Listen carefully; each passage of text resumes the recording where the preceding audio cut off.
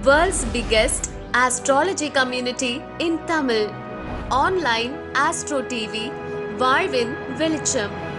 Online astro டிவியை கண்டு மகிழுங்கள். அடுத்ததாக ஜோதிடத்தின் பாரம்பரியத்தின் உச்சம்.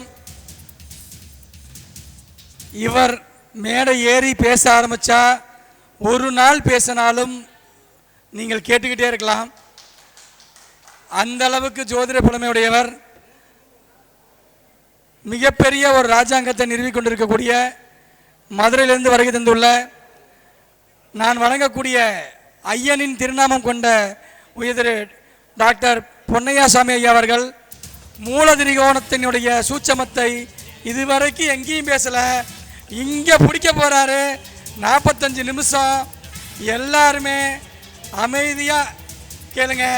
ஐயா அவர்களுடைய மூலத்திரிகோண சூட்சம விதிகளை அன்னைக்கு சொன்னாரே, நான் பிடிச்சிக்கிட்டேன். இன்னைக்கு ஐயா கண்டிப்பாக சொல்லிடுவார் நம்பிக்கையில். ஐயா அவருடைய நேரம் கொடுத்துருக்கேன். நன்றி. எல்லாம் வல்ல இறைவனின் பேரொருளால் வல்லான் வகுத்த வழிகோப்ப இந்த அற்புதமான அரங்கிலே வீற்றிருக்கக்கூடிய என் அருமை சகோதர சகோதரிகளே, தர்மசாஸ்தா ஜோதிட வித்யாலயா என்ற நிறுவனத்தை நிறுவி பல நல்ல ஜோதிட மாணாக்கர்களை உருவாக்கி ஜோதிடத்திற்கும் ஜோதிடர்களுக்கும் பெருமை சேர்க்கின்ற வகையிலே பாடுபட்டு கொண்டிருக்கக்கூடிய என் அருமை சகோதரர் மணிகண்டன் அவர்களே, மணிகண்டனுக்கு உறுதுணையாக இருக்கக்கூடிய போர்படை தளபதிகளே, அதனும் மேலாக ஒரு காலகட்டத்தில் எல்லா காலங்களிலும் எங்களுக்கு வழிகாட்டியாக இந்த விழாவிற்கு வருகை புரிந்து மிக அற்புதமான ஆசியுரையை வழங்கி ஜோதிடர்களை வாழ்த்துகின்ற பாங்கு பெருமைக்குரிய ஐயா, ஈரோடு கொடுத்து வைத்த பூமி அருமை ஐயா சிவம்பிரகாசம் ஐயா அவர்களுடைய திருவடிகளை வணங்கி அனைவருக்கும் எனது வணக்கத்தையும் வாழ்த்துக்களையும் தெரிவித்துக் கொள்கின்றேன். ஜோதிடத்தில் ஜோதிடர்களுக்கும் ஜோதிடத்திற்கும் பள்ளிப்பாளையம் அப்படின்னு சொன்னாலே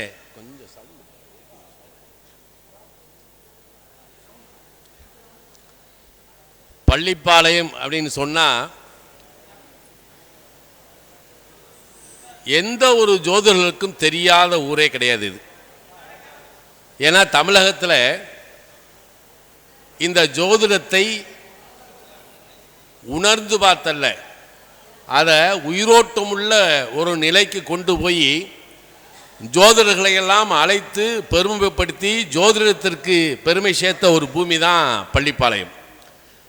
ஏன்னா அந்த காலத்தில் என்ன, நான் பள்ளிப்பாளையத்துக்கு வந்தது 99 2000 அந்த தாய் சங்கத்தில் அப்போ பேச வருவேன்.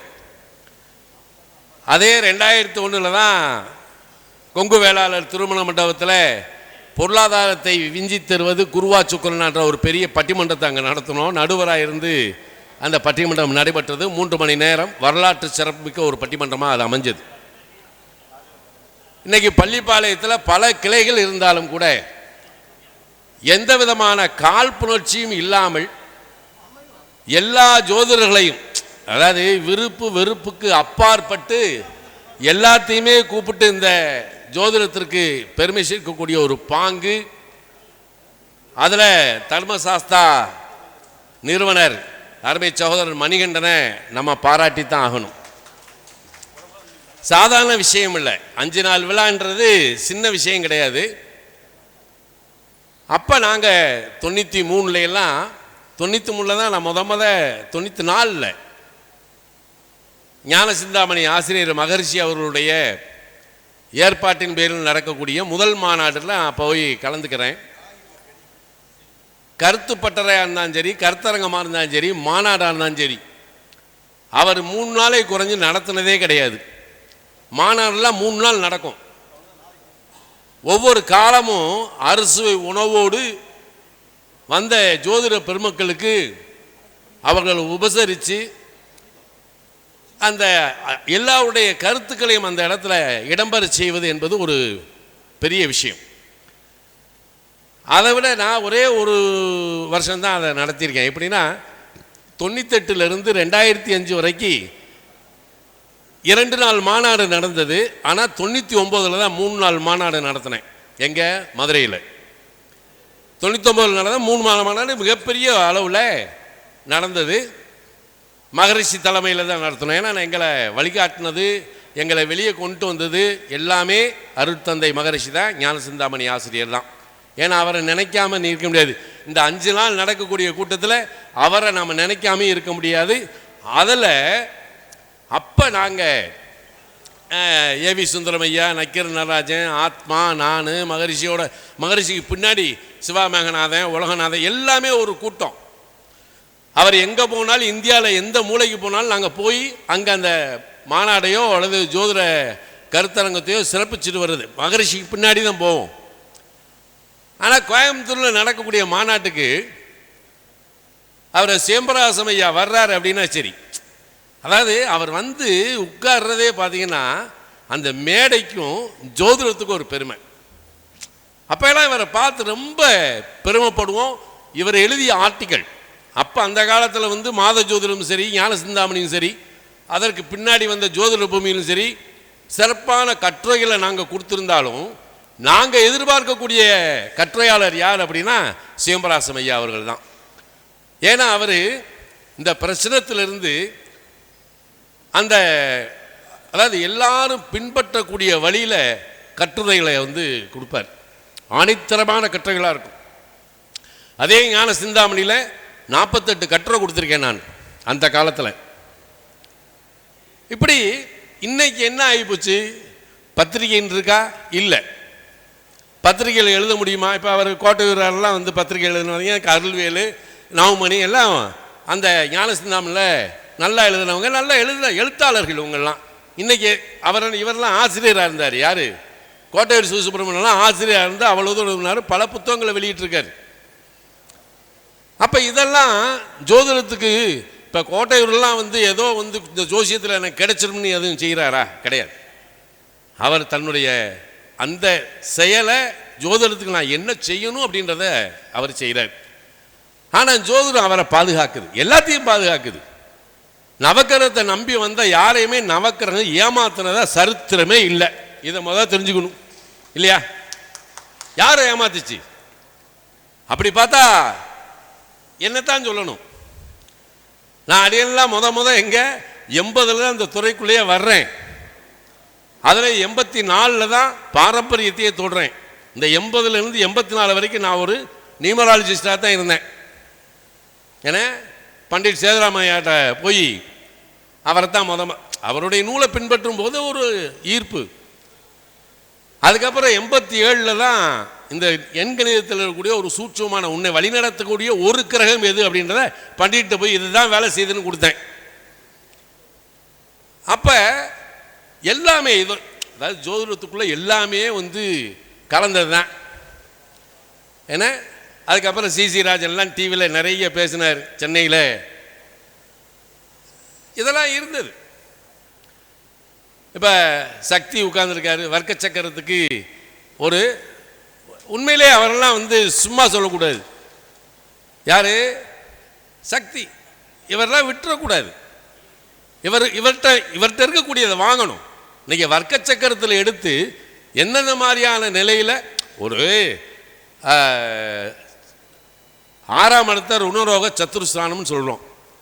அதை வர்க்க சக்கரத்தில் தூக்கி இந்த மருத்துவர்கிட்ட போய் நீ மருத்துவம் பார்த்தீங்கன்னா இந்த மருத்துவத்துக்கு விடை உண்டுன்னு சொல்லக்கூடிய ஒரு அற்புதமான ஆத்மா தான் யார்? சக்தி இருக்கு. அவங்க ஒரு ஆய்வில் போகிறாங்க. ஒவ்வொருத்தரும் ஒவ்வொரு ஆய்வில் இருக்காங்க. அவங்க ஆய்வுடைய கருத்துக்களையெல்லாம் இன்னமும் பாருங்களேன். இன்னமும் நம்ம இங்கே வந்து உட்கார்ந்துருக்கோம். யாராவது நமக்கு ஒரு சப்ஜெக்டு ஒரு விஷயத்தை புதுசாக ஏதாவது கொடுத்துட மாட்டாங்களான்னு தான் உட்கார்ந்துருக்கோம். எங்கேயாவது ஒரு இடத்துல அவன் இப்போ வந்தவனாலும் சரி அல்லது நமக்கு முந்தி அப்படின்ற நிலையில் இல்லை, இப்போ வந்தவங்களாம் யாராக இருந்தாலும் சரி ஒரு நல்ல கருத்து இந்த ஜோதிடத்தில் பார்த்து இப்போ குறுகிய காலத்தில் பாருங்கள். இப்போ 2018க்கு பின்னாடி தான் இன்றைக்கி நம்மெல்லாம் பெருமையாக பேசக்கூடிய அளவுக்கு மணிகண்டன் இருக்கார். ஏன்னா ஒரு 100 பேர்த்த கூப்பிட்டு உட்கார வச்சு ஒரு மாநாடு 5 நாள் நடத்தி அவங்கள மனம் சொல்லி, அதாவது மனம் மாறுபட்டு விடாமல் பார்த்து அனுப்புகின்ற ஒரு சக்தி யாருக்கு இருக்கு?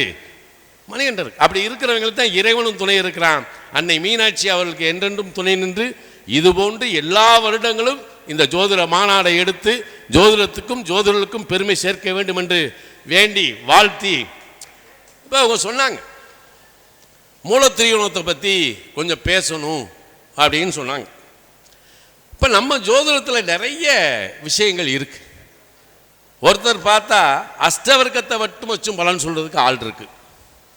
ஏன்னா நான் நவாம்சமே வேணாம்டா, வெறும் கட்டத்தை குடுறா உன் வாழ்க்கை பூரா சொல்றேன்னு சொல்லக்கூடிய ஆளுகளும் இருக்கு. நம்ம பார்க்க இருக்காங்க. அவங்க ஒரு சக்கரத்தை சரி ஒரு கிரகம் என்ன பாதசாரத்தில் உட்கார்ந்து இருக்கு அப்படின்னு கூட பார்க்கறது இல்லை. நான் பார்த்த தூத்துக்குடி கர்லி சுப்பிரமணியம் சாதாரண ஆள் கிடையாது. எங்க மதுரையில் இருந்த கணபதியா பிள்ளை சாதாரண ஆள் கிடையாது. இந்த ஜோதிடத்தில் மிகப்பெரிய ஜாம்பவான்கள் எல்லாம் பார்த்துருக்கேன். சாப்தூர் ஸ்ரீனிவாசா ஐயங்கார் அவரெல்லாம் ஒரு எதுக்கு இதை சொல்றேன்னா நீங்க புரிஞ்சுக்கணும். இன்னும் இதுக்குள்ளே நம்ம என்ன செய்யலாம், என்ன பண்ணலாம், எப்படி இதை நம்ம சுவாசிக்கணும், உயிர் மூச்சா சுவாசிக்கணும்.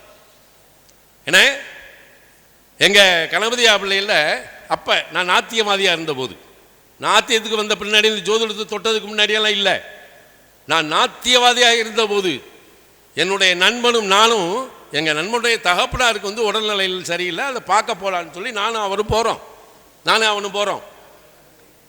அவர் வடக்கு வெளி இதில் ஒரு துண்டை போட்டுக்கிட்டு 4 முளை வேட்டியை கட்டிட்டு நடந்து போய்கிட்டு இருக்காரு.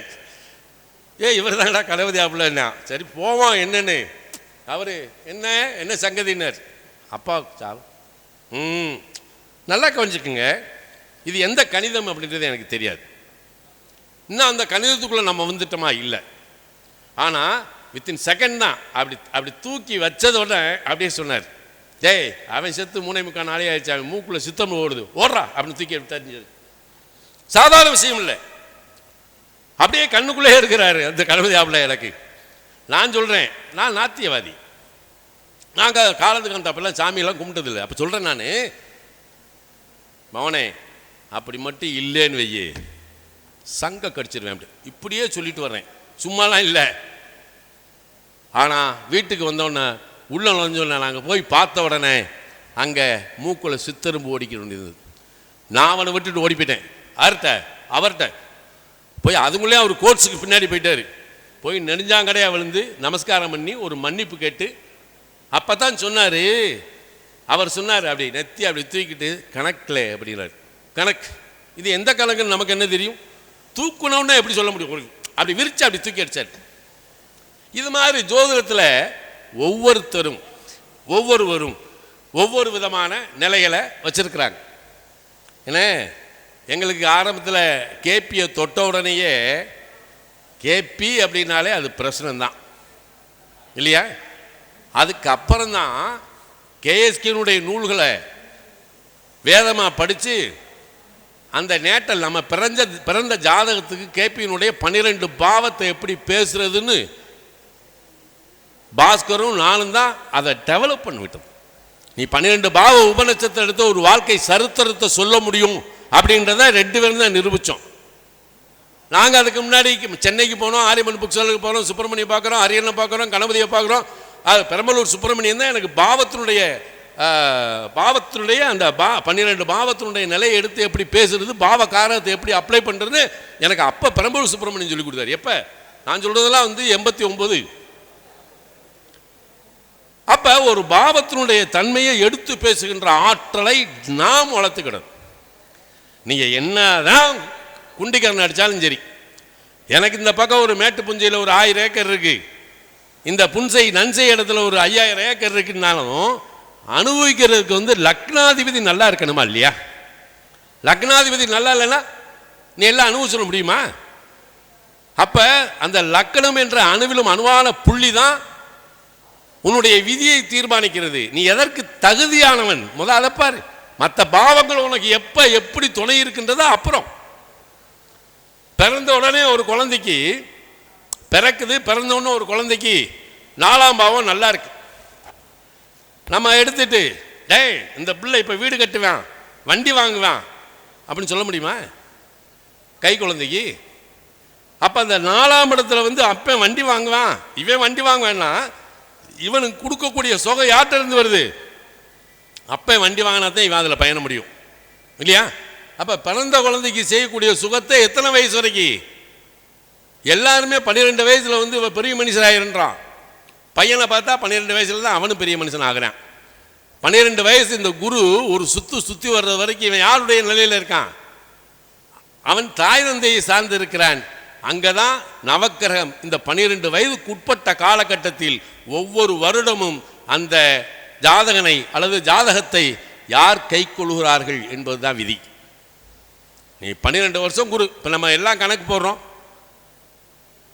குரு ஒரு சுற்றி வந்துட்டாரு, 2வது சுற்று 24 வயசு முடியுது, 3வது 36க்கு வருது. சரி, இந்த 24க்குள்ளே இருந்து 36 வரைக்கும் நடக்கக்கூடிய காலகட்டங்களை நீங்கள் பாருங்கள். அந்த காலகட்டத்தில் வந்து உன்னுடைய தசாபுத்தி வேலை செய்தா, இல்லை கோச்சாரக்கரங்க வேலை செய்தா, அல்லது வேற யாரும் உன்னை இயக்குவது இல்லையா? இயக்கணும்ல. எல்லாருமே ஸ்கூலுக்கு போகிறானே, காலேஜுக்கு போகிறானே, வெளிநாடு போகிறானே. அப்போ அந்த பாவங்கள் அவனுக்கு தொடர்பு படுத்தி தான் அவன் போகிறானா? அப்பா 3, 9, 12 வேலை செய்யுது. நம்ம சொல்லணும் டேய் உனக்கு 3, 9, 12 வேலை செய்து நீ வெளிநாடு போகலாம் அப்படின்னு நம்ம எடுத்து கொடுக்குறோம். எப்போ போகலாம் அதையும் நம்ம தேதி குறிச்சிடலாம். ஆனால் எதுக்கு போகிறான் அப்படின்றத பார்க்கணும்ல. இந்த வெளிநாடு போகிறது ஒன்று அவன் சுற்றுலா போகிறானா, அல்லது படிக்க போகிறானா, அல்லது வேலை பார்க்க போகிறானா? அப்போ இந்த இடத்துல தான் நாம் எதுக்கு ஏன் அப்படின்னு கேட்டுக்கிட்டே போக வேண்டியிருக்கு. அதே இது ஒரு சின்ன பிள்ளைக்கு 3, 9, 12 வேலை செய்யுது. ஒரு 5 வயசு பையனுக்கு, 7 வயசு பையனுக்கு, அல்லது 12 வயசுக்கு உட்பட்டவனுக்கு இந்த 3, 9, 12 வேலை செய்யுது. அவனை பார்த்துக்கிட்டு நீ வெளிநாடு போகடான்னு சொல்ல முடியுமா? ஏய் இவன் வெளிநாடு போயிடுவான். எப்போ? 12 வயசுக்குள்ளையா? அப்போ நம்ம என்ன சொல்லணும்? டேய் கூட்டம் கும்பலுக்கு கூட்டிகிட்டு போனேன்னா இந்த பிள்ளையை பார்த்து கையில் வச்சுக்கூடா, காணாமல் போயிடுவேன், அப்புறம் தேடி பிடிச்சி இழுத்துட்டு வரணும். இந்த 3, 9, 12 எப்படி எடுக்கணும்? வயசுக்கு தகுந்த மாதிரி எடுக்கணும். அதே இது ஒரு சப்தம ஸ்தானாதிபதி, ஒரு வயது வந்த பிள்ளை, கொஞ்சம் ஏஜ் ஆயிடுச்சு, 18 வயசை தாண்டிடுச்சு. அந்த பிள்ளைக்கு 7ஆம் இடத்ததிபதி 5ஆம் பாவத்தில் நின்று 3, 9, 12ஆம் பாவத்தோடு தொடர்பு கொள்கிறது. இப்போ நீ என்ன சொல்லுவ? உன் பிள்ளை சூப்பராக அறிவாக இருக்கும், ஆற்றலாக இருக்கும், அப்படி ஒரு இப்படி ஒரு நான் சொல்லுவேன். டேய் அந்த பிள்ளை ஒருத்தனோட பழகுது, வீட்டை விட்டு ஓடி போக போகுதுரா, சூதானமாக வச்சுக்கோ சொல்லணுமா இல்லையா? அதுக்கு தான் ஜோசியத்தை நம்ம கற்றுக்குறோம். என்ன? அப்போ பாவங்களுடைய தொடர்பும் காரகத்துவத்துடைய நிலையை எடுத்து நம்ம பேசும்போது தான் நாம் கிரகத்தை என்ன செய்கிறோம்? ராசி நவாம்சத்தில் வச்சுக்கிறோம். இந்த கிரகம் ஆட்சியாக இருக்குது, உச்சமாக இருக்குது, பகையாக இருக்குது, நட்பாக இருக்குது, எல்லாம் அளக்குறோம். ஆனால் ஆரம்பத்தில் மூலத்திரியோணத்தை வச்சு தான் ஒவ்வொரு கிரகத்தினுடைய நகர்வுகளுடைய நிலையை பற்றி நம்ம முன்னோர்கள் சில விஷயங்கள் அதில் வச்சுருக்கோம். இப்போ மூலத்திரியோணம் என்ன? எல்லா கிரகமும் வந்து அவரவர் வீட்டில் தான் மூலத்திரியோணம் அடையுது இல்லையா? சூரியன் எடுத்தால் சிம்மத்தில் தான் ஆகுது, சந்திரன் மட்டும்தான் ரிஷபத்தில் ஆகுது, செவ்வாய் மேசத்தில் தான் மூலத்திரியோணம் இல்லையா? புதன் எங்கே ஆகிறாரு? கண்ணில் தான், அங்கே தான் ஆட்சி உச்சம் மூலத்திரியோணம். அடுத்து யார்? சுக்கிரன் எங்கே இருக்காரு? துலாத்தில் தான் ஆகிறார். குருவுக்கு தனுசு தான். இதில் சனி பகவானுக்கு கும்பம் வச்சுக்கிடுவோம். இந்த பஞ்சாதி கிரகங்கள் எடுத்துக்கிட்டிங்கனாலும் சரி, சூரியன் சந்திரன் நீங்களாக பஞ்சாதி கிரகங்களை மூலத்திரியோணத்தில் நம்ம நல்லா கவனிக்கணும். அல்லது ஒரு கொஞ்சம் உள்ளாந்து போனோம். ஏன்னா பஞ்சாதி கிரகங்களுடைய இயக்கம் தான் அது. அதுக்காக சூரியன் சந்திரனை விட்டுறக்கூடாது. நீங்கள் என்ன சொல்கிறீங்க? இப்போ சூரியன் தன்னுடைய மூலத்திரியோணத்துக்கு 9ஆம் இடத்துல போய் உச்சமடைகிறார். அதே சந்திரன் பாருங்கள், தன்னுடைய வீட்டுக்கு 11ஆம் இடத்துல தான் உச்சமடைகிறார். ஆமாம் தானே இல்லையா?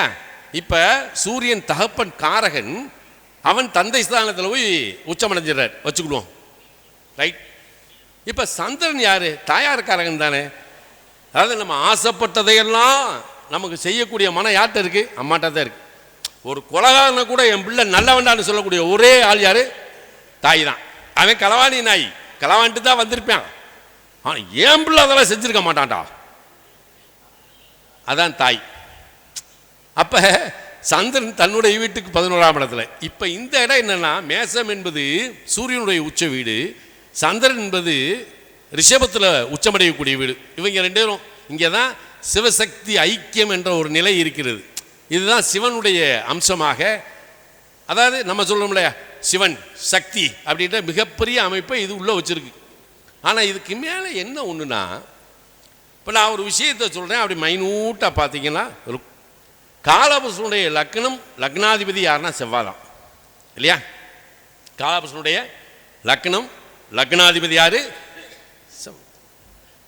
இப்போ இந்த செவ்வாய் எங்கே கொண்டு விட்டு உச்சமாக்கியிருக்காங்க? லக்கணத்திற்கு 10ஆம் இடமாகிய மகரத்தில் உச்சம். இந்த 10ஆம் இடம் என்ற கர்மாவை தேடி இந்த பூமிக்கு வந்த ஆன்மாக்களுக்கு துணையாக இருக்க வேண்டும் என்ற உயிர், அதாவது எப்படின்னா மனைவி மட்டுமல்ல, இந்த உலகத்தில் இருக்கக்கூடிய அனைத்து உயிர்களையும் ஒன்று சேர்க்கக்கூடிய சக்தி கர்மாவின் மூலமாக யாருக்கு இருக்குன்னா சனி பகவானுக்கு தான் இருக்கு. அப்போ அந்த 10ஆம் வீட்டுக்கு 10ஆம் இடமாகிய சப்தம ஸ்தானத்தில் சனியை உச்சத்துக்கு கொடுத்துட்டான். இது ரெண்டும் உனக்கு வரும்போது இயற்கையாக அந்த 7ஆம் இடத்துக்கு 10ஆம் இடமாகிய சுகஸ்தானத்தில் குரு உச்சம். அங்கே தான் வர்றான். நீ உன்னுடைய முன்ஜென்ம கர்மவினையில் செய்த தர்மவினைக்கு உட்பட்ட ஒரு நிலைப்பாட்டில் தான் இந்த உலகத்தில் நீ எந்த சோகத்தை அனுபவிக்க முடியுன்றதா இந்த 7ஆம் இடத்துக்கு 10ஆம் இடமாகிய கடகத்தில் குரு உச்சம். இப்படி அவன் வச்சுட்டான். சரி, 1-10 7-4 1-4 7-10 ராஜகேந்திரங்கள். இந்த ராஜகேந்திரங்களை நம்ம எடுத்துக்கிட்டோம்னா அதை நிறைய விவரமாக கொண்டு போகணும். ஆனால் இதுக்கு இடையில் அப்படியே நாம் இதை இப்படி கொண்டு போவோம். மேசத்திலிருந்து 4ஆம் இடத்துல செவ்வாய் நீச்சம் கொடுத்துட்டான், கடகத்தில் நீச்சம். இது ஏன்? அப்போ பிறந்த ஆன்மா எந்த சோகத்தையும் அனுபவிக்கவே கூடாதா? 4ஆம் இடம் என்பது என்ன? வீடு, நிலம், வாகனம், சொத்து, சோகம், சோபம், தாயான்னு சொல்கிறோம் இல்லையா? அப்போ 4ஆம் இடத்துலேயே அவன் செவ்வாய் உச்சமாக வச்சான், நீச்சமாக கொடுத்தான். எதுக்கு? இந்த காரணம் எதுக்குன்னு. இப்போ இடையில இது இல்லை. இதெல்லாம் காலபுருஷ தத்துவ அடிப்படையில் கொடுத்தது. எல்லாருமே மேசலக்கணத்தில் பிறந்திருக்கான் இல்லையே? அப்போ இந்த காலபுருஷனுடைய லக்னாதிபதியும் அட்டமாதிபதியும் செவ்வாய், 8 குடைவன் செவ்வாய் தானே. இன்னமும் நம்ம ஒரு விஷயத்தை உள்வாங்காமையே இருக்கும். என்னன்னா, காலபுருஷனுடைய லக்னம் என்பது ஆண்ராசி. அப்போ உலகத்தில் பிறந்தவனா ஆணாவா இருக்கான்? பெண்களும் பிறந்திருக்காங்களே, அவர்கள் தானே இந்த பூமி தாய். அப்போ இந்த பெண்ணை எங்கே வைத்து நீ லக்கணமாக எடுப்ப? இந்த காலபுருஷ தத்துவத்தில் பெண் எங்கிருந்து வர்றா இல்லையா? அப்போ பார்க்கணும்ல. அப்போ நம்ம உடனே சொல்லுவோம், இல்லை அதனுடைய சப்தம ஸ்தானத்தை வச்சு தான். இப்போ லக்னம்னு எடுத்தால் 7ஆம் இடத்தை சப்தம ஸ்தானம் கலஸ்த ஸ்தானம்னு சொல்கிறோம். 7க்கு 7ஆம் இடம் எல்லா ராசியுமே ஆண் ராசியாக தான் வரும் தெரியுமா? மேசம் ஆண் ராசினா துலாம ஆண் ராசி தானே. அப்புறம் பெண் எங்கேருந்து வர்றா? இல்லை ஆமாவா இல்லையா? அப்போ இந்த தாய் குலத்தெல்லாம் என்ன செய்கிறது யோசிச்சு பாருங்க. ஆனால் இல்லை தர்ம திரியோணாதிபதிகள் நம்ம எடுத்தோம் அப்படின்னா செவ்வாய் சூரியன் குருவை தான் காலபுருஷனுடைய தர்ம திரியோணாதிபதிகள் அப்படின்னு நம்ம எடுக்கிறோம் இல்லையா? இப்போ செவ்வாய் மேசத்திலிருந்து 10ஆம் இடத்துக்கு போயிடுறாரு, சூரியன் தன்னுடைய வீட்டிலிருந்து 9ஆம் இடத்துக்கு போகிறாரு, குரு தன்னுடைய வீட்டிற்கு 8ஆம் இடத்துல உச்சமடைகிறார் தர்ம திரியோணாதிபதி. ஆனால் ஒரு சிம்பிள் வே என்ன அப்படின்னா, நம்ம எந்த லக்கணத்தில் வேணாலும் பிறக்கலாம், எந்த லக்கணம் வேணாலும் பிறக்கலாம். அப்போ நம்ம லக்னாதிபதி சாரம் பெற்று நல்ல சாரம் அல்லது நவாம்சத்தில் நின்ற வீட்டதிபதி. இந்த லக்னாதிபதி நவாம்சத்தில் நின்ற வீட்டதிபதி ராசி சக்கரத்தில் செவ்வாய்க்கு 10 சூரியனுக்கு 9, குருவுக்கு 5ஆம் இடத்திலோ 9ஆம் இடத்திலோ உங்கள் லக்னாதிபதி நவாம்சத்தில் நின்ற வீட்டதிபதி நின்று விட்டால் நீங்கள் அந்த ஜாதகத்தை ஒன்றுமே செய்ய தேவையில்லை, இயற்கை அது மிக அழகாக கொண்டு வந்து நிறுத்திவிடும். இதுதான் சுற்றம். நீங்கள் நல்ல எந்த ஜாதகத்தை வேணாலும் டெஸ்ட் பண்ணி பார்த்துக்கணும். இதில் இடையில நம்ம பார்க்கணும். ஏன்னா இப்போ கேஷுவலாக எடுத்தோம்னா லக்னாதிபதி நவாம்சத்தில் நின்ற வீட்டதிபதி ராசி சக்கரத்தில் குருவுக்கு 5, 9 நின்றார். இப்போ ஒரு விஷயத்தை பேசுவோம். இப்போ சிம்ம லக்கணம் ஒரு சாதாரண லக்கணத்தை எடுத்துக்கிடுவோம். இந்த சிம்ம லக்கணம் அப்படின்னு எடுத்துக்கிட்டோம்னா இது காலபுருஷனுடைய 5ஆம் வீடு. இதை ஏன் அந்த இடத்துல சிம்மாசனம்னு ஒன்று வச்சிருக்கான். எல்லாத்துக்குமே நம்ம எல்லாத்துக்குமே சிம்மாசனம் கிடைச்சிருது. மகராசனம், மேசாசனம், ரிஷபாசனம் வச்சிருக்கான். சிம்மாசனம்ன்ற அந்த ஒரு இடத்துக்கு தான் கெத்தா வச்சிருக்கான். அது காலபுருஷனுடைய பஞ்சமஸ்தானம். உன்னுடைய பாரம்பரியத்தினுடைய அத்தனை சூட்சுமங்களும் அங்கே தான் இருக்கு. இந்த உலகத்தில் நீ அடையக்கூடிய புகழ், கௌரவம், மரியாதை, மதிப்பு, நீ யார் அப்படின்றத அந்த சிம்மத்தை வச்சு நம்ம எடுக்கலாம். நீங்க எந்த ஜாதகத்தை வேணாலும் எடுங்க. செவ்வாய், குரு, சனி, ராகு, இந்த 4 கிரகம் சிம்மத்தில் ஏதாவது அவன் ஜாதகத்தில் 4 கிரகத்தில் ஏதாவது ஒரு கிரகம் இருந்தாலும் சரி, நீங்க அப்படியே முன்னாடி கேட்டு பாருங்க. அவன் பாரம்பரியம் ஒன்று அரண்மனையில் வேலை பார்த்தவனாக இருப்பாங்க இவங்க பாரம்பரியம், இல்லை ஜமீனில் இருந்தவங்களா இருப்பாங்க, இல்லை ஒரு நாட்டாமையாக இருப்பாங்க, அல்லது நில கொத்துக்காரன்னு சொல்லுவோம் இல்லையா, இந்த மாதிரி ஒரு வகையில் அவனுடைய வழித்தொன்றலாக தான் இவங்க இருப்பாங்களே ஒழிய சாதாரண ஒரு ஜாதகத்தில் ராகுவோ சூரியனோ செவ்வாயோ சனியோ அங்கே இருக்காது. இந்த மாதிரி இருந்தால் நீங்கள் கேட்டு பாருங்க, என்னடா உங்கள் தாத்தா எது நாட்டாமையாக இருந்தாலும் இல்லை எதில் இருந்தாங்கன்னா பாரம்பரியமாக ஒரு நிறைய கொடுக்கும். அப்போ இந்த இடத்துல என்னன்னா இந்த லக்னாதிபதி இப்போ சிம்ம லக்னத்தில் ஒருத்தன் பிறந்து சிம்ம ராசி பூர நட்சத்திரத்திலே ஒருத்தன் பிறந்துடுறான். அதாவது விதியினுடைய விளையாட்டில் இந்த ஜோதிட சாஸ்திரம் எப்படி வேலை பார்க்குதுன்னா, இப்போ பாருங்க, சிம்ம லக்னம், சிம்ம ராசி, பூர நட்சத்திரம். இப்போ இந்த பூர நட்சத்திரத்துக்குரியவர் சுக்கிரன் அதானே, அதில் எதுவும் மாற்றம் இல்லையே. இப்போ இந்த சுக்கிரன் என்னன்னா 3-10 கூடையவர், சிம்ம லக்னத்து 3-10 கூடையவர் தானே. இப்போ 10ஆம் இடத்தோடு இவனுடைய ஜென்ம நட்சத்திரம் தொடர்பு கொண்டு விட்டது. அவன் ஜனன ஜாதகத்தில் ஜனிக்கும் போதே 10ஆம் பாவத்தினுடைய அதிபதியினுடைய நட்சத்திரத்தில் இவன் பிறந்துடுறான். அப்போ இந்த பிரபஞ்சம் எனக்கு என்ன செய்யணுமா, இவனுக்கு வேண்டிய உயர்கல்வியை கல்வியை கொடுத்து சரியான ஒரு உத்தியோகத்தில் உட்கார வைக்க வேண்டியது இவனுக்கு பொறுப்பு. இப்போ சிம்மலக்கணத்துடைய சுகபாக்கியாதிபதி செவ்வாதான் இவனுக்கு உயர்கல்வியை கொடுக்கணும்னா இல்லை, உயர்கல்வி ஏதோ ரூபத்தில் இவனுக்கு கொடுக்கணும், கொடுத்தே ஆகணும். ஏன்னா பிறந்தது என்னது 3-10 கூடைய சுக்கிரன் சாரம், அது காலபுருஷனுக்கு 2-7 எப்படி கிடைக்குது பாருங்க. இவனுக்கு ஒரு உத்தியோகம் கிடைச்ச உடனே அருமையான மனைவி 2-7 திருமணத்தையும் கொடுத்து இவனை வாழ வச்சிடும். இப்படி ஜென்ம லக்கணத்திற்கு ஜென்ம நட்சத்திரம் என்ன ஆதிபத்தியம் பெற்றிருக்கு, என்ன அதிகாரம் வாங்கிருக்குன்னு பார்த்தீங்கனாலே அது காலபுருஷத்துவத்தினுடைய நிலைப்பாட்டுக்கு உட்பட்டு அவன் வாழ்க்கையை கையில் கொடுத்துட்டு போகும். நீங்கள் இந்த தசாபத்தியாக பார்த்துக்கிட்டு போய்கிட்டு இருக்கிறதால வெறும் கட்டத்துக்கு பலன் சொல்லுவோம். ஒரு வீடே நம்ம துவாதசாம்சம்னு பிரிப்போம் இல்லையா, அப்போ ஒரு வீட்டுக்குள்ள 12 பாவம் ஒளிந்து இருக்கிறது. நீங்கள் இந்த 12 எடுத்து அழகாக பேசுங்க, அதுவே இவனுக்கு என்ன செய்யும் 70% உள்ள வந்துடும். அதே காலபுருஷன் வெறும் கட்டத்துக்கு பலன் சொல்லி பார்ப்போம். நீ கிரகத்தை தூக்கி சொல்லு, நாங்கள் வெறும் கட்டத்துக்கு சொல்றேன், வா உட்காரு. வெறும் கட்டம், அப்ப நம்ம கிரகத்தை போட்டு சொல்றது தப்பா இல்லை. இப்படி இந்த தத்துவார்த்த அடிப்படையில் இந்த லக்கணத்தை நாம் எடுத்து பார்க்கும்போது தனஸ்தானாதிபதியோ நிதிஸ்தானாதிபதியோ நம்ம ஜாதகத்தில் என்ன சொல்லுவான், தனஸ்தானம் பாக்கியஸ்தானம். பாக்கியம் என்பது நிறைவாக இருந்தால் தனஸ்தானம் வேலை செய்ய போகுது. அப்போ தனஸ்தானாதிபதியோ அல்லது பாக்கியாதிபதியோ குருவுக்கு 2ஆம் இடத்தில் இருந்து விட்டது. நம்ம என்ன சொல்லுவோம், இப்போ இதில் நிறைய கான்ட்ரவர்சி வரும், இதில் நிறைய கான்ட்ரவர்சி இதில் இருக்குது. இப்போ மேச லக்கணத்துக்கு பாக்கியாதிபதி குரு, பஞ்சமாதிபதி சூரியன். இப்போ குருவுக்கு 2ல் போய் சூரியன் உட்கார்ந்துடுறாரு.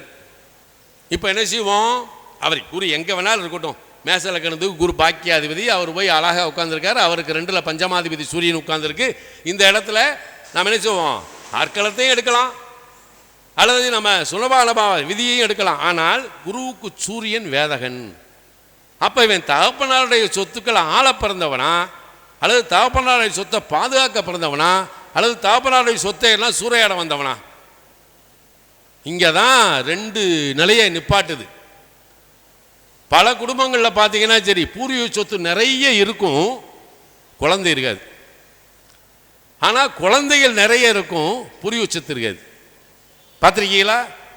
இப்படிப்பட்ட ஜாதகங்கள்லாம் நம்ம ஆய்வு பண்ணும்போது எந்த ஜாதகத்தில் குருவோட மூலத்திரோன வீடு எதுனா தனுசு தானே, அதுக்கு 2ஆம் இடத்துலேயே குரு நீச்சம் அடைகிறாரா? 2ஆம் இடத்துல தான் குரு நீச்சம் அடைகிறாரு. அப்போ உங்களுடைய தனஸ்தானாதிபதி அல்லது பாக்கியாதிபதி குருவுக்கு 2 நின்றால் நிச்சயமாக செல்வத்தினுடைய நிலையை அவனுக்கு எடுப்பது அரிது. அவன்கிட்ட இருக்க காசு மனத்தை பூரா என்ன செய்யும்? இங்கே தான் இந்த மூலத்திருவன விதியை நாம் உச்சத்துக்கே பார்த்து கொண்டு போயிட்டே இருக்கோம். இதில் நிறைய இருக்குது. இப்போ சந்திரன் ரிஷபத்தில் உச்சம். அவன் யார்? தாயாருக்காரங்கன்னு தானே. சந்திரனுக்கு 7 விருச்சியத்தில் தானே வந்து நீச்சம். அங்கே லக்கணத்தினுடைய 4 தாயார் ஸ்தானாதிபதி போய் ரிஷபத்தில் உட்கார்ந்துடுறாருன்னு வைங்க. சந்திரன் எங்கே வேணாலும் உட்காரட்டும். சந்திரனுக்கு 7 தாயார் ஸ்தானாதிபதி அமர்ந்தால் அவன் தாய் எப்படி இருக்கான்னு மட்டும் பாருங்க. இதை கொஞ்சம் ஆய்வு பண்ணி, நிறைய ஆய்வு பண்ணியிருக்கு. நம்ம இங்கே எல்லாருமே வந்து பேசணும். இதை பற்றிய அடுத்து ஒரு கருத்தரங்கு கிடைச்சுன்னா நம்ம இதில் விழாவாரியாக எல்லா கிரகத்தையும் தூக்கி போட்டு நம்ம பார்ப்போம். அதில் காலபுருஷ தத்துவ அடிப்படையில் பலவிதமான நிலைப்பாடுகள், அதான் நிலைப்பாடுகள், அதில் இருக்கக்கூடிய உண்மையை நாம் உணர்ந்துக்கிட்டோம்னா எளிதாக பலன் சொல்வதற்கு எளிது அப்படின்னு சொல்லுவோம். இதான் நீங்கள் இப்போ மேசத்தில் சுக்கிரனுடைய நட்சத்திரம் இருக்குது. மேசத்துடைய சப்தமாதிபதி யார்? சுக்கிரன். ஆமாம் தானே? துலாம் சுக்கிரனுடைய வீடு தானே. அப்போ சுக்கிரனுடைய நட்சத்திரமான மேசம், சிம்மம், தனுசு தர்ம திரியோணத்தில் இருக்குது. இந்த தர்ம திரியோணம் காம திரியோணத்தோட இணையுது. இது இல்லற வாழ்க்கையை சிறப்பிக்குதுன்னு சொல்லுவோம். ரிஷபத்தில் வந்து ரோகிணி அஸ்தம் திருவோணம் தான் 1-5-9 இருக்குது. சப்தமாதிபதி செவ்வாயோட நட்சத்திரம் மிருகசீரிஷம் 1-2 பாதம் தான் இருக்குது. 3-4 மாதம் எங்கே போயிடுது? மிதனத்துக்கு போயிடுது. இப்போ அர்த்த திரியோணத்துலேயும் காம திரியோணம் செவ்வாயோட நட்சத்திரம் இருக்குது. ஆனால் ரிஷபலக்கணத்துக்கான ஏன் தாரதோஷம் ஏற்படுது? ஏன்? சப்தமாதிபதி உடைபெற்ற நட்சத்திரம். நீங்கள் நல்லாவே இந்த மிருகசீரிஷம் சித்திரை விட்ட நட்சத்திரத்தில் நடக்கும்போது உங்கள் ஏடிஎம் கார்டை கொண்டு போய் சொருகி பாருங்கள். நீங்கள் எடுக்கிறதில் பாதி தான் இங்கே எடுப்பீங்க, இல்லாட்டி இன்னொரு ஏடிஎம்லேருந்து நீங்கள் போய் எடுப்பீங்க. நல்லா டெஸ்ட் பண்ணி பாருங்கள். இந்த உடைபெற்ற நட்சத்திரத்துடைய வேலை இப்படி தான் இருக்குது. இந்த ரிஷபலக்கணத்துக்கான இயற்கையிலேயே சப்தமஸ்தானம் காலபுருஷனுடைய 8ஆம் இடம் என்பதால் ஏன்னா ரிஷபலக்கணத்தில் பிறந்து என்ன அவனுக்கு அழகான சுவைப்பிரியர், நல்ல ருசியாக சாப்பிட்ணுன்னு ஆசைப்படுவான். அம்மா சொன்னதுக்கு தலையாட்டுவான். ஏன்னா சந்திரன் உச்சமான வீடு, உச்சமாகக்கூடிய வீடு இல்லவா. ஆனால் அதே சகோதர ஸ்தானாதிபதியாகிய சந்திரன் அந்த லக்கணத்தில் உச்சமடைவதால் உடன் பிறந்தோர், அது கூட பிறந்த சகோதரியை சொல்வதுக்கெல்லாம் தலையாட்டுறான். யாரு? இந்த ரிஷபலக்கணத்துக்காரன். ஆனால் சப்தமஸ்தானம் என்ன வந்துடுது? சப்தமஸ்தானம் யாரு? 7ஆம் இடம் காலபுருஷனுடைய 8ஆம் இடம். இவனுக்கு நம்ம கட்டி வைக்கும்போது, ஒரு பிள்ளையை கட்டி வைக்கும்போது அந்த பிள்ளை கட்டி வச்சதுக்கு முன்னாடி கொஞ்சம் கோபம், வேகம், சீற்றத்தோடு இருப்பா. நம்ம போய் என்னடா உங்கள் பிள்ளை இப்படி இருக்குன்னு கேட்டால் பக்கத்து வீட்டுக்காரங்க வந்துடுவான். ஏய், அந்த பிள்ளை ரொம்ப சாந்தம், பொறுமை, நிதானமான பிள்ளை, அந்த பிள்ளையை பற்றி பேசாத அப்படிம்பாங்க. ஆனால் இப்படி இருக்கேன் அப்படின்னு சொன்னால் என்ன அப்படின்னா, இவன் என்ன லக்கணத்தில் பிறக்கிறானோ அந்த லக்கணத்தினுடைய சப்தம ஸ்தானம்தான் மனைவினுடைய அத்தனை குணாதிசயங்கள் வரும். அப்போ அந்த இடத்துல நம்ம அந்த பிள்ளையை குறை சொல்லக்கூடாது. யார் ரிஷபத்தில் பிறந்து கட்டினாலும் சரி, அடுத்த நிமிஷம் அவளுக்கு வேகமும் கோபமும் சீற்றமும் தானாக வந்துடும். அதாவது மிதுன லக்கணத்தில் பிறந்தவங்க பாருங்கள். இந்த மிதுன லக்கணத்தில் பிறந்தவங்க என்ன செய்வாங்க? அறிவு, அது ஒரு காற்றாசி. காற்றை விட வேகமாக சிந்திக்கக்கூடிய ஆற்றலுடைய அரிய மனிதர்களை இந்த உலகத்திற்கு அடையாளம் காட்டுவது மிதுனமாக இருந்தாலும் அதனுடைய சப்தம ஸ்தானம் என்பது காலபுருஷனுடைய 9ஆம் வீடு. அது குருவோட வீடு, தெய்வீக இதுன்னு சொல்கிறோம். இவன் இப்படி இருப்பான். அவங்க பிறந்த வீட்டில் பயங்கர லூட்டி அடிச்சுக்கிட்டு இருப்பா, அப்படி இப்படின்னு இருப்பா. இந்த மிதுன லக்கணத்துக்கு கட்டி வச்சுன்னு பாருங்களேன், வெறும் கோயிலாக அலைஞ்சிக்கிட்டு இருப்பாள். ஏன்னா அந்த ஸ்தானம் அவளை திருத்தி விடுகிறது. அதுதான் அங்கே இருக்கிறது. சிம்மலக்கது கும்பலக்கணத்துக்காரன். நான் வந்து கும்பலக்கணத்துக்காரன் யார் வந்து ஜாதகத்தை பார்த்தோம்னு சரி, என்னப்பா லவ் மேரேஜ் பண்ணியான்னு கேட்பேன். நொல்ல அப்படின்னா உன் ஜாதகமே தப்புடான்ருவேன். அதுக்கப்புறம் மாற்றுக்கிறதுலாம் என்கிட்ட கிடையவே கிடையாது. நீ கும்பலக்கணமாக இருந்தால் நீ கல்யாணம் லவ் மேரேஜ் பண்ணியா? நொல்ல போ, நீ மீனமா பாரு, இல்லை மாறுத நவுத்திடணும். அப்போ ஏன் காலபுருஷனுடைய 5ஆம் இடம் இவனுக்கு 7ஆம் இடமாக அமைகிறது. அதை விட என் அன்பிற்கு உரித்தான நண்பர்களே, ஒரு விஷயத்தை மட்டும் நான் இந்த இடத்துல பதிவு பண்ணுறேன். ஏன்னா நீங்கள் பார்க்கக்கூடிய ஜாதகத்தில் பலருடைய நன்மையை விரும்பி நீங்கள் பார்ப்பதாக இருந்தால், நான் ஒரு விஷயத்தை இந்த இடத்துல பதிவு பண்ணுறேன். ஒரே லக்கணத்துக்கு நான் பதிவு பண்ணுறேன். அதுக்கப்புறம் மற்ற இதுக்கெல்லாம் நீங்களே எடுத்துக்குங்க. இப்போ ஒரு துலா லக்கணத்தில் ஒரு ஜாதகர் பிறக்கிறார், ஒரு குழந்தை பிறக்கிறது. இந்த துலாலக்கணத்துக்கு மூத்தது எந்த குழந்தையும் இல்லை அப்படின்னு வச்சுக்கோங்களேன். உண்மையிலேயே அதை நம்ம கண்டுக்க தேவையே கிடையாது. துலாலக்கணத்துக்கு மூத்ததாக ஒரு பெண் பிள்ளையோ அல்லது பையனோ இருக்காங்க அப்படின்னா இந்த துலாலக்கணத்தில் பிறந்தவனை கொண்டு போய் தத்து கொடுத்து வாங்கிட்டா அந்த மூத்த குழந்தை தப்பிக்கிறது. காரணம், துலாலக்கணத்திற்கு பாதகஸ்தானம் அந்த பாதகமான வேலையை செய்து விடுகிறது. நீங்கள் எல்லா சரலக்கணத்துக்கு எடுத்துக்கூடிய 11ஆம் பாவத்தினுடைய அந்த பாதகஸ்தானத்தினுடைய வேலையை அப்புறம் பார்த்தீங்கன்னா நீங்கள் நுட்பமாக இதை கவனிங்க, உங்கள் ஜாதகத்தில் அது தெரியும். துலாலக்கணத்தில் ஒருத்தர் வந்துட்டானா மூத்தது குழந்தைச்சுன்னா தத்து கொடுத்து வாங்கிருங்கடா. ஐயோ வயசாகிடுச்சே, 12 வயசுக்கு மேலே ஆயிடுச்சே, ஓ குருவாயூரப்பன் கோயிலில் போய் துலாபாரம் கொடுத்துட்டு வந்துரு. ஏன்னா இல்லாட்டி அந்த பிள்ளையுடைய வாழ்க்கையை யாராலையும் காப்பாற்ற முடியாது. அவ்வளவு சிரமத்தை அந்த பிள்ளை அனுபவிக்குது. அதை விட கொடுமை என்னென்னா, அந்த மகர லக்கணத்தில் பிறந்த குழந்தைகளுக்கு தான் நான் சொல்கிற விஷயம் என்னென்னா, மகர லக்கணம் அது கர்ம யோகி வச்சுக்கிடுவோம். இதுக்கு 11ஆம் இடம் என்பது விருச்சியம், காலபுருஷனுடைய 8ஆம் இடம். இந்த மகர லக்கணத்தில் பிறந்த குழந்தைகளுக்கு மூத்த குழந்தை எத்தனை பிறந்தாலும் சரி அந்த பிள்ளையோடைய வாழ்க்கை எப்படி இருக்குன்னு நீங்களே ஆய்வு பண்ணி பார்த்துக்குங்க. இந்த பிள்ளையை காப்பாற்றணுமா வேண்டாமா? காப்பாற்றணும் நம்ம கடமை தானே, ஜோதிடருடைய கடமை தானே. அப்போ அந்த பிள்ளைகள்லாம் ஒன்றும் செய்ய வேண்டாம். மகர லக்கணத்தில் பிறந்த குழந்தைகள் மட்டும் தத்து கொடுத்து வாங்க, அந்த மூத்த குழந்தைகளை பூரா வந்து சரியாக கொண்டு வந்துடலாம். இப்படி நீங்கள் கடகத்தில் ஒருத்தன் பிறக்கிறான், கடகத்துக்கு 11ஆம் இடம் ரிஷபம், இவனுக்கு மூத்தது பொம்பளை பிள்ளை பிறந்தாலும் சரி, அல்லது அந்த குடும்பத்தில் இவங்க அம்மா கூட பிறந்த பெரியம்மா இருக்குது பாருங்க, அந்த பெரியம்மாவுக்கு அது பிரச்சனை கொடுத்துரும். ஏன்? 4ஆம் இடத்துக்கு 11ஆம் மூத்த சகோதரி. இயற்கை எப்படி வேலை செய்யணும், அது காலபுருஷத்துவ அடிப்படையே வேலை செய்யுது. அப்போ ஒரு குழந்தையை நாம் அதாவது ஒரு குழந்தை இல்லை, ஒரு குடும்பத்தில் ஒரு நல்லது நடக்கணும்னு நம்ம அதைத்தான தேடி வர்றேன். அதை நம்ம செய்கிறதுல என்ன தப்பு? அதனால் இப்போ துலாலக்கணம் அப்படின்னு எடுத்தாலும் சரி, இந்த உலகத்தில் போராடுறதுக்குன்னே பிறந்தவன் யார்? அர்ப்பணிக்க பிறந்தவங்க தான் துலாலக்கணத்தில் பிறந்தவங்க. இவன் பெருசாக வந்து நான் அதை செஞ்சேன் இதை செஞ்சேன், ஆனால் மிகப்பெரிய ஒரு இண்டஸ்ட்ரியில் வேலை பார்க்குறவன் அவனாக தான் இருக்கான், ஒரு காலேஜினுடைய கரஸ்பாண்டன்ட் அவனாக தான் இருக்கான், ஒரு டீச்சிங் ப்ரொஃபஷனில் டீச்சர் அவனாக தான் இருக்கான். அப்போ இதுலேயே விஷயங்கள் பாருங்கள். ஒரு துலாலக்கணத்தில் ஒரு பெண் பிறந்தது அப்படின்னா சரி, இவரை டீச்சிங் ப்ரொஃபஷனுக்கு வந்துருவாடா அப்படின்னு அப்படியே தூக்கி கொடுத்துடலாம். நம்ம இங்கே கேட்கலாம், ஏன் துலாலக்கணத்தில் டாக்டராக வரக்கூடாதா? வரலாம். ஏன் ஐஏஎஸ்ஸாக வரக்கூடாதா? வரலாம். ஆனால் அதுக்குரிய நிலை என்னென்னா, 10ல் குரு உச்சம். அவன் டீச்சிங் ப்ரொஃபஷனலுக்கு தகுதியானவன், கல்லூரி பேராசிரியருக்கு தகுதியானவன், ஒரு பெரிய காலேஜுக்கு அவன் தான் கரஸ்பாண்டன்ட், பெரிய அதுக்கும் வரலாம். அவனுடைய தகுதி சார்ந்து வரக்கூடிய நிலை தான் இந்த நிலை. வெறும் கட்டத்துக்கு 1008 பலன். நீங்கள் நல்லா கவனிங்க, துலாலக்கணத்துக்கு 2ஆம் இடம், காலபுருஷனுக்கு 8ஆம் இடம்.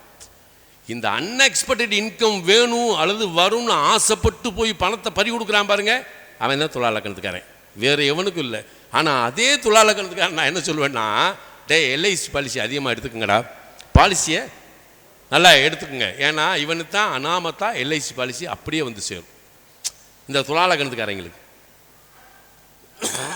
ஏன்னா இதே துலாலக்கணத்துக்கு தனிப்பெரும் யோகாதிபதி சனி தான் லக்கணத்தில் உச்சமடைகிறார்.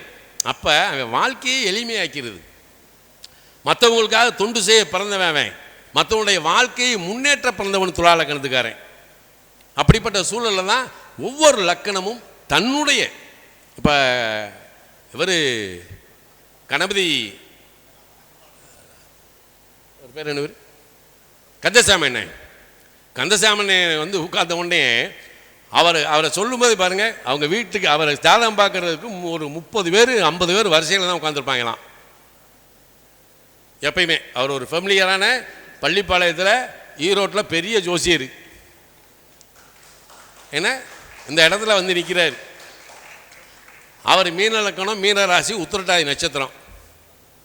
இப்போ இவர் இதே லக்கணத்தில் இதே இதில் பிறந்தவங்க இருக்காங்கல்ல, ஏன் அவருக்கு மட்டும் அவ்வளோ பெருமையை சிறப்பை இந்த நவக்கிரகம் கொடுக்குது? காரணம், ஒரு லக்னாதிபதி உச்சம் அப்படின்றது ஒரு விஷயம். லக்னாதிபதி உச்சம். இந்த உத்திரட்டாதி நட்சத்திரத்துடைய 2வது நட்சத்திரமாகிய அந்த புதன் சம்பத்தாரையாக வரும்போது, இந்த சம்பத்தாரையினுடைய அதிபதி சுகசப்தமாதிபதியாக அங்கே வர்றாங்க. மீனலக்கணத்து சுகசப்தமாதிபதி யார்? புதன். இந்த புதனை, அதாவது இந்த புதனை தனக்காரகன் என்று சொல்லக்கூடிய குருவும், நிதிக்கு காரகனும் நீதிக்கு காரகனும் என்று சொல்லக்கூடிய குரு உச்சபெற்று அந்த இடத்தை பார்க்கறதுனால இவருக்கு சகல விதமான செல்வத்தையும் அவருக்கு இந்த ஜோதிடத்துறை மூலமாக கிடைச்சிக்கிட்டு இருக்கு. இது எந்த இடத்துல இணையுது அப்படின்னா காலபுருஷனுடைய 4ஆம் இடமும் 10ஆம் இடமும் இந்த இடத்துல இணையுது. சரி, 4ஆம் இடமும் 10ஆம் இடமும் இணைய வச்சுக்கிடுவோம். காலையில் ஒருத்தர் காலையில் யாரும் பேசுனாங்களா அப்படின்னு தெரியல, எதில் பார்த்தேன்னு தெரியல, ஒரு நம்ம சின்ராஜ் ஒரு சின்ன இது போட்டிருந்தார். சனியும் சந்திரனும் பார்த்தால் இணைந்தால் மிகச்சிறந்த ஒரு தொழிலுக்குரியவராக தொழில் சக்கரவர்த்தியாக வரலாம் அப்படின்னு சொல்லியிருக்கு. நீங்கள் காலபுருஷனுடைய 4ஆம் இடம் சந்திரனுடைய வீடு, சனியோட நட்சத்திரம் இருக்குது. 10ஆம் இடத்துல யார் இருக்கா? சனியோட வீடு, சந்திரனுடைய நட்சத்திரம். இந்த சந்திரனுடைய நட்சத்திரத்தெல்லாம் அர்த்த திருவோணத்தில் முழு நட்சத்திரமாக வச்சுருக்கான். மிருகசிரம், அது ரோகிணி, அஸ்தம், திருவோணம் இல்லையா?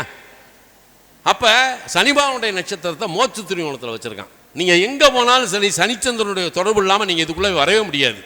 அப்போ இந்த சனியின் சந்திரனையும் நீ அடையக்கூடிய சுகமேன்மைக்கும் அடையக்கூடிய கர்மமென்மைக்கும் இந்த சனிச்சந்திரன் தாண்டா காரணம். நம்ம என்ன சொல்கிறோம், சனிச்சந்திரன் புணர்வு தோஷம்னு ஒரே போட்டு அவனை ஓச்சு விட்டுறோம். ஏன்னா நீ அடிபட்டாலும் மேலே வருவடான்னு சொன்னால் பரவாயில்ல. நோ, இதை விட நம்மால் என்ன செய்வான், கல்யாணத்துக்கு சப்தமஸ்தானத்தையே நோண்டிக்கிட்டு இருப்பான். 7ஆம் இடத்தது 7ஆம் இடத்தது, டே அவனுக்கு 3ஆம் இடத்ததும் 12ஆம் இடமும் நல்லா இருக்கான்னு முதல் பாருங்கடா. 3ஆம் இடம் சாதகமாக இல்லை. அவன் என்ன சொல்கிறான், எண்ணம், எழுத்து, இயக்கம், ஆற்றல், பேராற்றல், சக்தி, வீரியம்னு ஒன்று வச்சுருக்கானடா. பொண்டாட்டினா பொண்டாட்டியாக பார்க்கணும், அக்காவை பார்க்கணும், தாயாக பார்க்கணுன்ற அந்த சென்சிட்டிவிட்டி யார்கிட்ட இருக்குது? 3ஆம் இடத்துல தானே இருக்கு. அப்போ மனைவின்னு வந்தவுடனே அவளை அணைக்கணும், அக்கான ஒன்று பாசத்தை காட்டணும், அம்மானு சொன்னோன்னா அன்பை காட்டணும். இது இந்த அறிவு அப்படின்ற 3ஆம் இடத்துல இருந்தாலும் வருது. அப்போ வீரியம் அங்கே தான் வச்சுருக்கான் இல்லையா? அப்போ 12ஆம் இடம் அயனசேன போகம் அல்லது அயனசேன சுகம்னு சொல்கிறான் 12ஆம் இடத்தை. இந்த 3 12ஆம் இடமே உனக்கு சாதகமாக இல்லை. 7ஆம் இடம் நல்லா இருந்து நீ என்ன செய்ய போகிற? ஆமாவா இல்லையா நான் கேட்குறது? அப்போ எடுத்து ஹலோ தங்கப்பாண்டியன் வாங்க, ஏன்னா எடுத்து நீ 7ஆம் இடத்தை பார்க்கறத விட 3ஆம் பாவத்தையும் 12ஆம் பாவத்தையும் என்ன செய்யணும்? பார்க்கணுமா பார்க்கக்கூடாதா? அதைத்தானே பார்க்கணும்.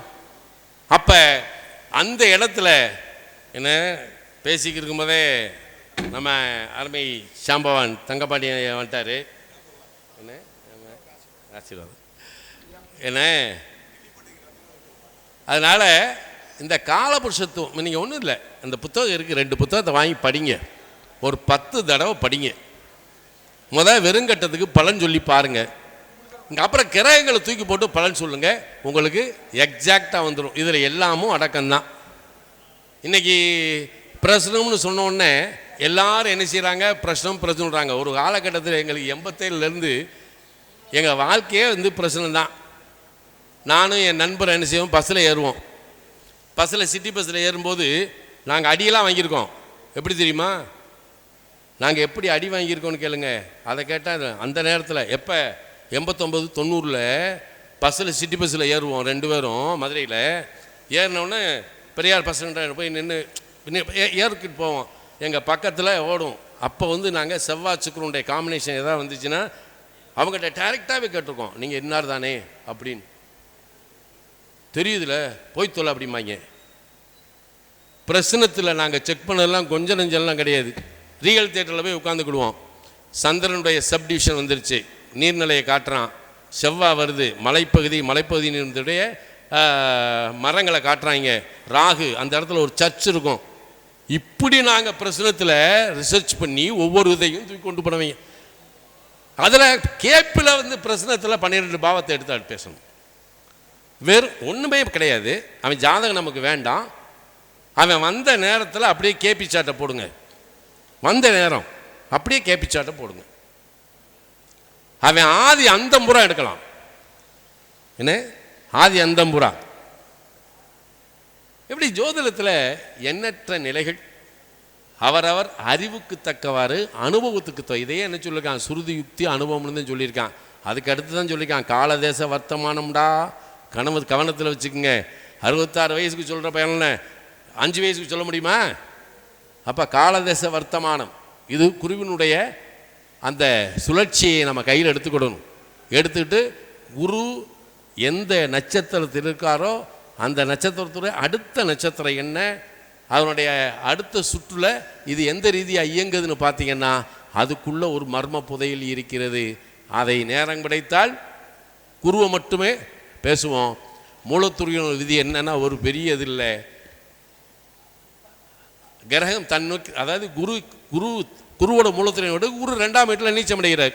இந்த இடத்துல நம்முடைய தனஸ்தானாதிபதியோ பாக்கியாதிபதியோ 12 கூடையவரோ அந்த இடத்தில் இருந்தால் அந்த காரக ரீதியாக அவன் ஏமாற்றங்களை சந்திக்கிறான் அப்படின்றதான் இதோட கான்செப்டு.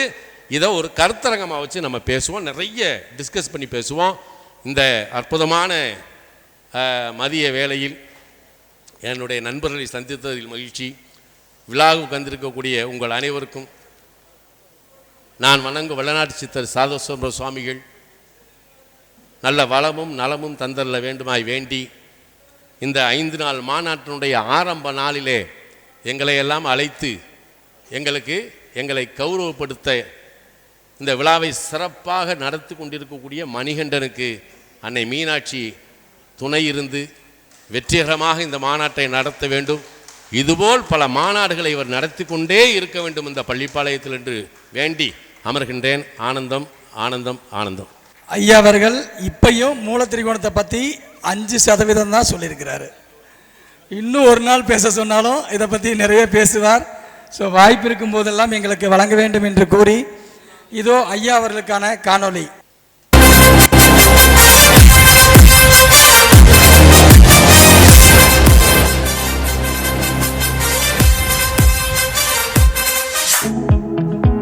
காலபுருஷ தத்துவத்தின் காலதேவனே, ராசி கட்டம் ரகசியம் யாவும் தன்னுள் புதையலாய் பதுக்கி வைத்திருக்கும் ஜோதிடக்கலையின் சகாதேவரே, பொக்கிசமே பொக்கிஷ பெட்டகமே, ஜோதிடத்தின் புராணமே, வரலாறு கொண்ட வல்லுனரே, 40 வருடங்களுக்கு மேலாக ஜோதிடத்துறையில் வலம் வரும் வான்பிறையே, ஜோதிட அதிசூட்சுமங்களையும் அள்ளித்தரும் வாசியோகி வாசுதேவனே, வரையற்ற எண்ணற்ற ஜோதிட பலனை இந்த வையத்திற்கு பக்குவமாய் மனதில் பதிக்கும் கலையை உங்களை விட யாரால் எடுத்துரைத்து விட முடியும்? தனக்கென்று தனி வழி கொண்டு இந்த சேவையை செய்யும் ஜோதிட சுடரொளியே, பாரம்பரியத்தின் பகலவனே, கருத்தரங்கங்கள் பல மேடைகள் மாநாடுகள் என ஜோதிடத்தை உயிர் மூச்சாய் கொண்டு ஓடிக்கொண்டிருக்கும் உத்தமரே, காலபுருஷ தத்துவ தந்தை வாசியோக சக்கரவர்த்தி ஜோதிட அரசு டாக்டர் P.A. பொன்னையா சுவாமி ஐயா அவர்களை சிறப்பு விருந்தினராக வரவேற்பதில் பெருமிதம் கொள்கிறது தர்மசாஸ்தா ஜோதிட வித்யாலயா.